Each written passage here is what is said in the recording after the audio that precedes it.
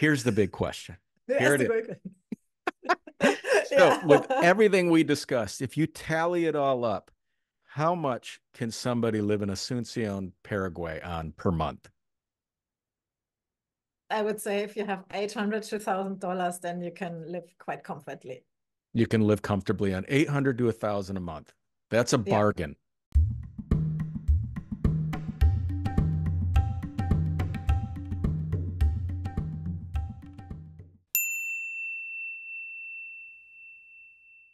So here we are. We are heading down to this beautiful country in South America, Paraguay, with my new amiga, Sonja Slottke.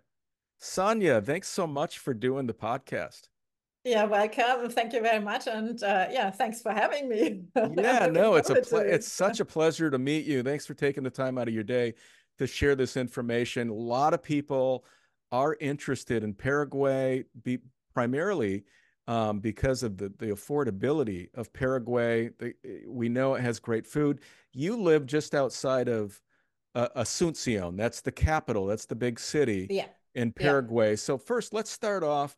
Tell us a little bit about you. You know, your backstory, where you're from, Yeah. what you've done, So and how you landed in Paraguay. yes. So yeah, I'm now at the time being, so I'm 55. I'm living here in Asunción or in Paraguay, better said, together with my husband Wolfgang, which is a German name. So we are both German, as you can hear probably from my accent, which I cannot deny, but it's yeah, will never change, so to say. And we came, so yeah, we took the decision after a special and a certain event in 2018, where my husband and I were sitting together and reflecting, do we really want to continue our lives like this? Because not only working nine to five, but really from more or less 7 to, I don't know, somewhere in the evening, having had a home, built a house, and we say, is it really all? And so we were trying to think about alternative ways to continue our lives together, because unfortunately it was not sent to us that we had children. And so we said, we are free to choose to do whatever we like to do. And so we said, why not going into another country? Why not starting somewhere else? And yeah, as I said, I worked for Deutsche Post International, which is the mail service, the international mail service of the German postal system. So really, as a sales director, key account manager, really in a responsible position. My husband working as a financial controller, he is an engineer for beverages.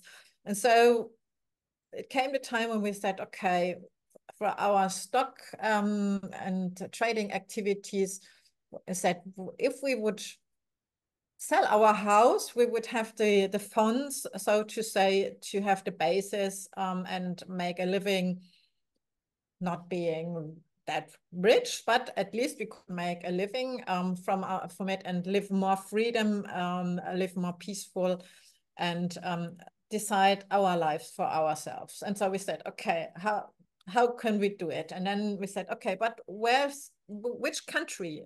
No, so it's like you start like a sales funnel, you start which country? And we said, okay, our criteria is that it's near a European culture.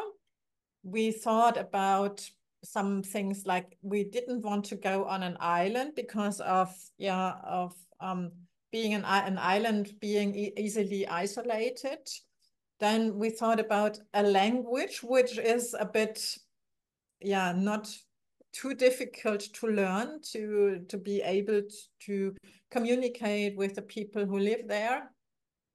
And so it narrowed down, and of course we thought, we then came so it like a Christian culture as well, where I can say, where I can, as a woman, I can move, I can decide, I can have contracts, I can buy something, or I can be even in the street without being harassed or something like this. So and you see it's narrowing down, and of course, and then we say, okay, and then my husband came and say, let's go to Paraguay. And I said, where to? So I really must admit, I had to look the map. Yeah. Where is Paraguay? And said, okay, the only thing what I was missing was the sea.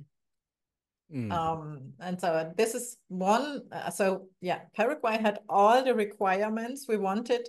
So Spanish as a language, which is really, let's say, if you're quite familiar with learning languages, and I have already, we have already learned Spanish, English, and French. So we said Spanish, okay, that's doable. And I must admit, we work with a teacher. I do every day Duolingo, half an hour. So it's not coming from nothing. So yeah, we put a bit of effort in it. But I think Vietnamese or Thailandese or Thai would have been much more difficult to learn in comparison to Spanish. Then it's a Christian culture. It's a family-loved culture. It's a culture where, extranjeros, so people from abroad, are really welcomed. You get easily in touch with people.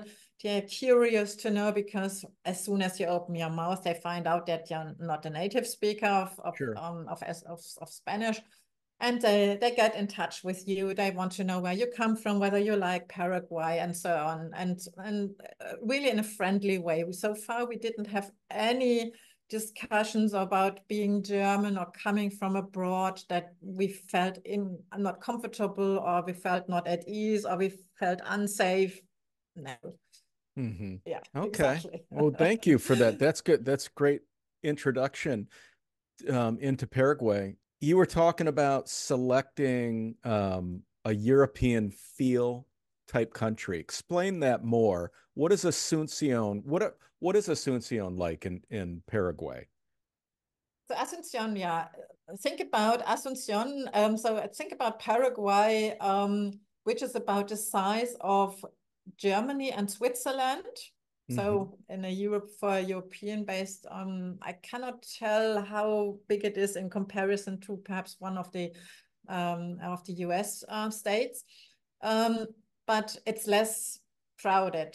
And we have round about 7 million inhabitants in Paraguay, and round about 3 million live in the greater area of Asunción. So there is really the concentration. And then there are some areas of the southwestern part. It's called the Chaco, which is a dry and really hot area when it goes up to the border of Bolivia.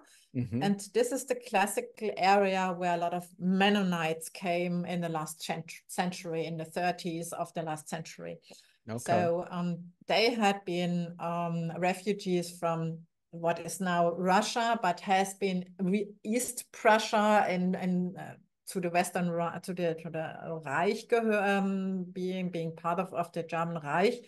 So being for their demand for freedom of religion, they moved on, and then they were stuck in Russia.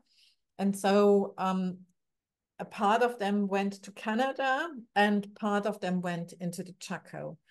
All right. Great. Well, Sonja, let's jump into the questions. So the viewers that are thinking or considering retiring or living in Paraguay, they got to know about visa requirements. What can you tell us about that? So I can tell you, of course, more from a German perspective, but I think in general, and I always recommend to go into the government Paraguayan migration requirements, because they lately changed, and so far you don't need much if you want to have a 2 years a temporary residence. So this is the progress where you say you can start with you, and it usually starts, and it's something which changed lately. I think they changed it last year somewhere. That you cannot have a permanent resident at once, but you have to start with a 2 years residence, and you need to stay more or less all the time within those 2 years here, as far as I know. So this is something where I would need to read as well. So what you would need is to have an apostolate. I think this is the right word for it.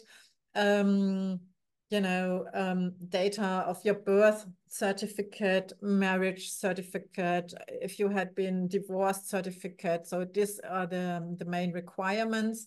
What you would need, I think you have to show that you are, whether you're pensioner, that you have a more or less regular income, Yeah. but more or less that's it. So it's really, there's not much the Paraguayan government will ask you. And there's a lot of people doing supporting services as well, which was what they would need especially. So there's an expat group in Facebook where you just put the data or the question into it, what would I need for, and people are helpful to ask, to help you with your questions and finding the right answers for it. So, but when you then want to stay, so after those 2 years, which is quite helpful because you just directly get your, what they call cedula, which is like an identity card. And with the help of this identity card, and this is why they changed the law, because there were so many immigrants and part-time or time or just contracts, workers on a contract coming from other countries like Bolivia or Chile or Brazil, working in Paraguay. And without a cedula, you would not be able to sign a contract, for a rental contract, or get your own utility contract, let's say for electricity and or telephone. And so they made it a bit easier. This is why they changed the law to have it harmonized within South America. Do you know if there's you mentioned that you got to show that you have a pension as a retiree. Is there a minimum income requirement that you are aware of, or? Not that I'm aware of. Okay. No. Okay. No. All right. But I think if I remember correctly, is that if you then want to apply after those 2 years, you want to apply for the permanent residence, that you have, to make sure to show that you have a regular income, so that you can have a living on your own. So, Yes. but because there's no social security whatsoever for extranjeros, so you have to make sure that you cannot rely on someone else's pocket, but on yourself, only on yourself. And if you have an income like pensions, which come from outside, so you don't have to pay taxes on them. Okay. All right. Great. So we live in the greater area of Asuncion, and where it's a bit in this case, where we were relying on a certain construction quality, but people tell me as well, rent and buying a bit outside Asunción, let's say in San Lorenzo, Niambo, Villa Elisa or Ita, it's cheaper to get the ground, to buy ground and have a construction, or let's say buy a house which is always already constructed, or you can rent it over there as well. And the range goes from to everywhere. So you can, I would say there's everything what you can say, let's say starting from 200 euros per month up to, of course, I saw apartments where I said $2,000 a month is doable as well. So we have, so or finding 5,000, there's everything what you can imagine is in between. So Sonja, you can find around Asuncion apartments starting at about 200, and they go up. What are you getting for the frugal retiree who's got to watch what they spend? They have a very limited income considering Paraguay. What kind of a place can you get for $300? So if you go a bit outside, if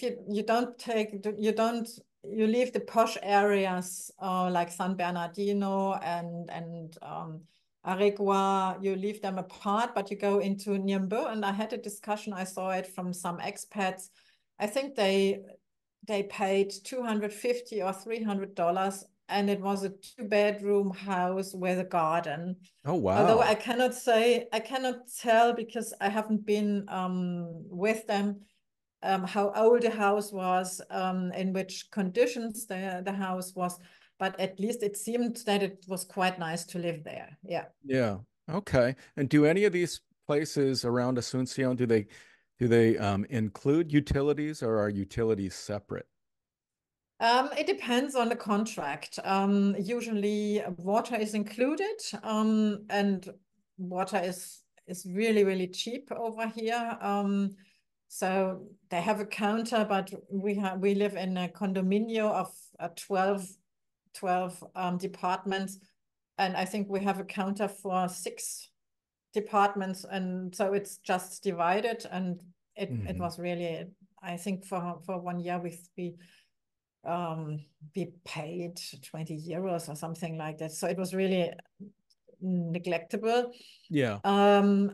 Utility, usually you pay your own. So electricity, you pay your own.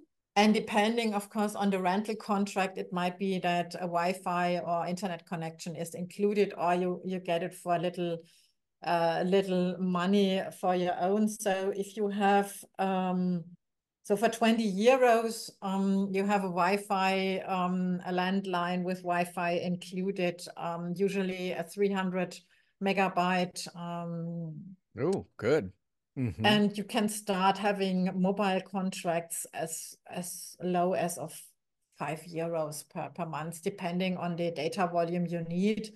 Or if you want to have it prepaid. And usually social media is included, like WhatsApp, because the main communication channel over here is WhatsApp, and you Sure. get your basic information via Instagram and Facebook. Even the municipalities, so the administration of the cities, they communicate via Instagram or via Facebook.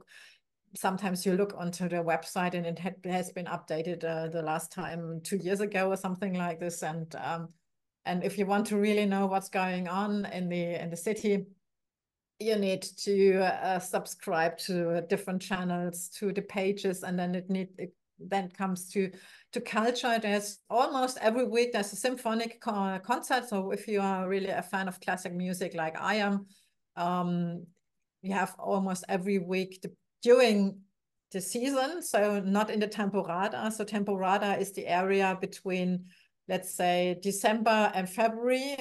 So this is when summertime is, then everything or everybody tries to be on holiday, and it's really hot, and cultural life is really reduced to a minimum.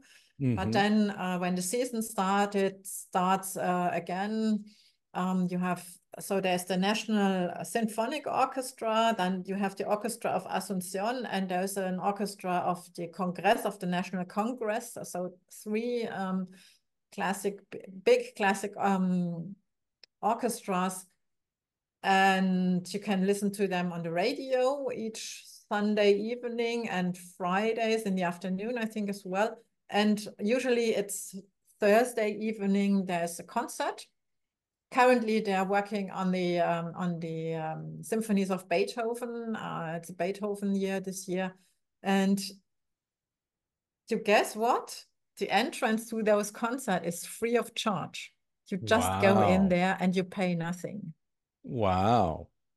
Yeah, it's really great. Of course, in first serve, sometimes it's really, so the first concert of the season, you must be really on time. Yeah. But usually there's still enough space. You just go there, and it's a nice little theater, really in a classic style. So a bit plushy, but really, really nice. And the orchestra is, I think it's a good quality. Then, of course, you have some, when it comes to ballet, then they ask for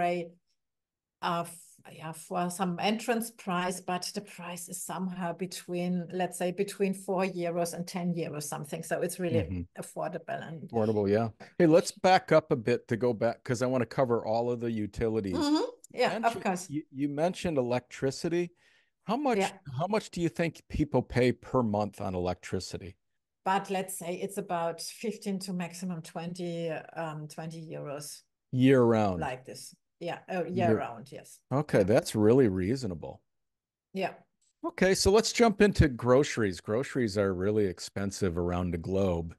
What Yeah. what do you guys budget? What would a retiree or a person moving to Asuncion have to budget, in your opinion, per month on groceries? Yeah, of course, it depends on how you nutrite yourself as Sure, well. sure. So, of course, the basic, let's say a kilogram of potatoes costs around about €1. Okay. And depending like vegetables, depending on the season. It either it's really the season and you just get it really for like 50 cents per kilo or something. Um, or you can buy it on markets. You can go to the and of course it makes a difference where you go to a market where you can buy locally, really from producers.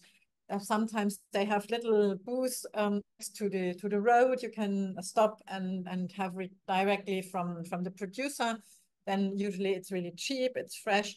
And of course, if you go to one of the supermarkets like Casa Rica or others, then you have to pay more for it. Okay. But I would say so I rarely go in out with a bill that is more than around €30. And I would, so if I follow our budget, if I follow information of people, I would count around about 250 to, let's say, €400 for really only groceries. Let's talk about getting around. So anybody that moves there, is Asuncion a walkable city? Are there rideshare So, taxis available? uh, Do they yeah. have a metro or a public bus system? What can you share about that? Getting around Asuncion. People don't walk here in Asunción because sidewalks are usually not in a state. And if you want to go around the what we call microcentro, which is the old town of Asunción, is what we say. I would like to use the French word. It's an état lamentable. Unfortunately, they don't take care about those heritages and architectural heritages as well. Mm-hmm. And it's an area where it's a bit neglected. It's not where the area where the inhabitants seem to be very proud of bringing old buildings to a new life. But yeah, some areas seem to really fall down. So it's not a really like the people used to walk whenever possible, then they drive or they use the bus. So we don't have public transport apart from buses, which are sometimes a bit older, so and not really reliable. Some days they are really reliable, and some days you need to wait for ages. But it's quite cheap. One bus ride costs about, which is 42 euro cent at the moment. Okay. Per And per ride. Okay. Do they per do any ride, do they do any monthly passes? no, No. no, Okay. no. And this works fine. So I'm not the one who uses the buses very often, I must admit. But in the area of Asunción, the greater area of Asunción, what is really reliable is Bolt and Uber. So, and of course, taxis, you can use taxis as well. Okay. Just give me a Bolt second, and I have those Uber. just, Okay. yeah, it's Bolt and Uber. And And what do they so charge per ride? it depends on the hour when you would need the when you would need it, and how long, of course, you're going to ride it. But let's say if we want to go from here to the micro center when we go to the theater, because there's not much parking space, so we prefer to use a Bolt. So we count between €7 and €8 one ride. All right, great. So the last thing we have is especially retirees, they want to know about healthcare. Yeah. Is it affordable? And what is your impression of the healthcare system in Paraguay? So there is a basic healthcare system available for everybody, which is free of charge and which everybody can use. But of course, he needs to pay not for the treatment, but for medicaments and all what is needed, like for an operation, etc. Okay. And the hospitals for these types are in a shape, let's say, a bit modest Okay. to take it like this. So it's really basic. But Mhm. people tell me that a treatment in itself is good. But if you want to have a bed, if you want to have, having something to eat or clean linen or something like this, you have to take care of yourself and I make sure see. that somebody from the family or a person who is taking care of you will provide this and help you and support you when you have really go to the basic hospital.